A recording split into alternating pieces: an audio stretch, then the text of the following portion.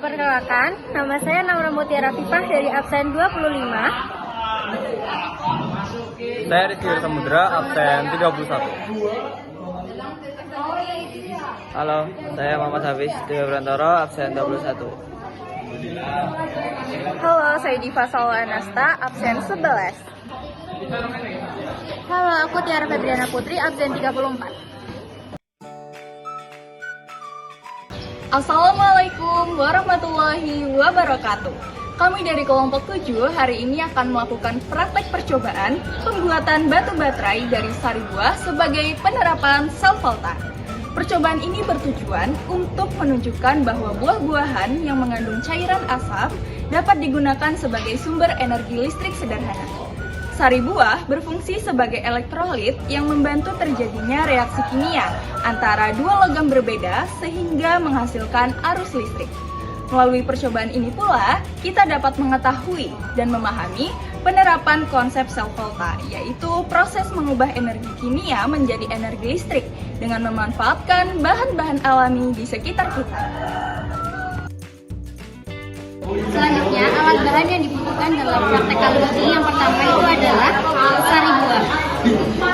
Sari buah yang kami gunakan itu adalah perasan dari jeruk payung. Lalu yang kedua adalah amplas. Gunanya itu untuk mengamplas paku yang dililit tembaga agar besi-besinya hilang, harus diamplas. Yang ketiga ada cetakan es batu. Dan yang keempat adalah lampu LED. Dan jangan lupa selalu sedia tisu saat praktek. Step yang pertama adalah membersihkan karat dari paku menggunakan amplas yang sudah disebutkan di alat bahan tadi.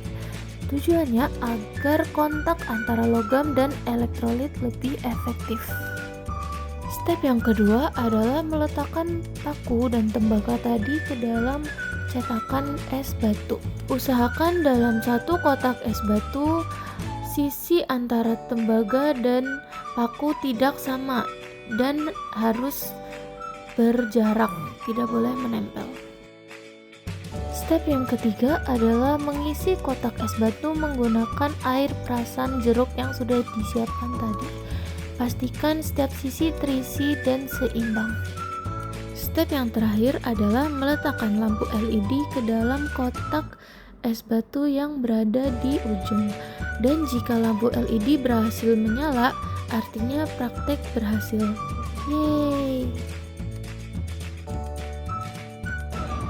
Oke, dari hasil percobaan tadi dapat disimpulkan bahwa sari buah dapat menghasilkan arus listrik karena mengandung zat elektrolit, yaitu asam atau ion-ion yang memungkinkan terjadinya reaksi redoks antara dua logam, yaitu seng sebagai anoda dan tembaga sebagai katoda. Reaksi kimia antara kedua logam tersebut menimbulkan perbedaan potensial listrik yang dapat digunakan untuk menyalakan lampu LED. Semakin tinggi tingkat keasaman atau pH semakin rendah sari buah, maka tegangan listrik yang dihasilkan semakin besar.